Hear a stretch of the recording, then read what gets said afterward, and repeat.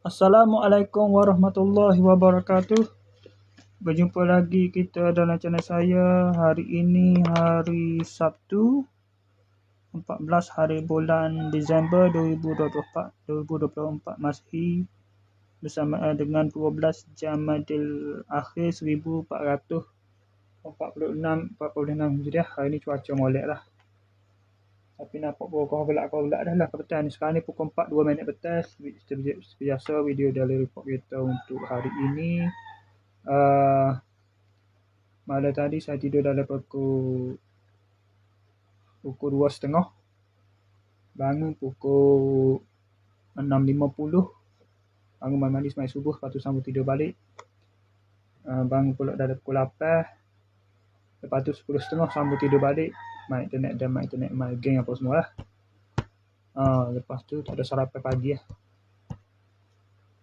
Tak sarapan pagi je. Adik main tu tiba macam ni buat ngantuk sangat. 10.30 tu sambung tidur balik. Bangun pula pada pukul 2 baru tadi. Tak 1.58. Tak ada pukul 2. 1.58. Lepas tu semaya Zuhur pada 3.30 petang. Lepas tu adik main internet, Facebook apa semua tu. Tunggu asal. Sekarang pukul 4, 2 minit. Asal hari ni dah ada pukul 4.26 kita lebih kurang. Kat 4.30 kot lah. Lebih kurang tu lah dah ada 4.26 tu lebih kurang. Lupa. Malam tadi balik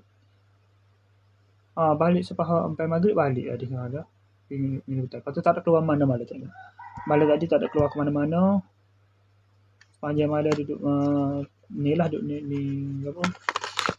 Internet gini lah. Duduk internet Facebook gitu lah. TikTok hari ni baru buka. Setelah berapa hari ke-4 dah rasa hari ni. Setelah 3 hari tidak buka dah. 3 hari ke-4 hari lupa dah.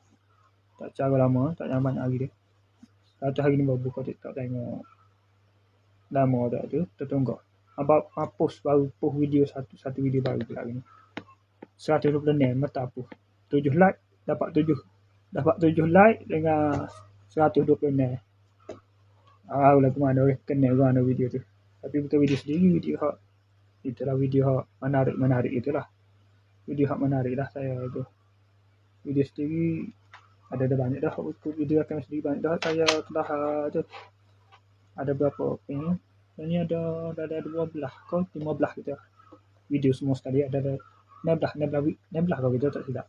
Video saya tu lah. Video capulah ke video sendiri, video kreatif daripada ni ada ni lah saya cari dari sumber-sumber seperti YouTube dan juga ni juga mana dan juga dari Facebook, dari Instagram pada juga. Messenger Instagram saya tak daftar lagi. Okey, so sekadar itu saja untuk sesi video dari report kita untuk hari ini. Assalamualaikum, jumpa lagi. Bye.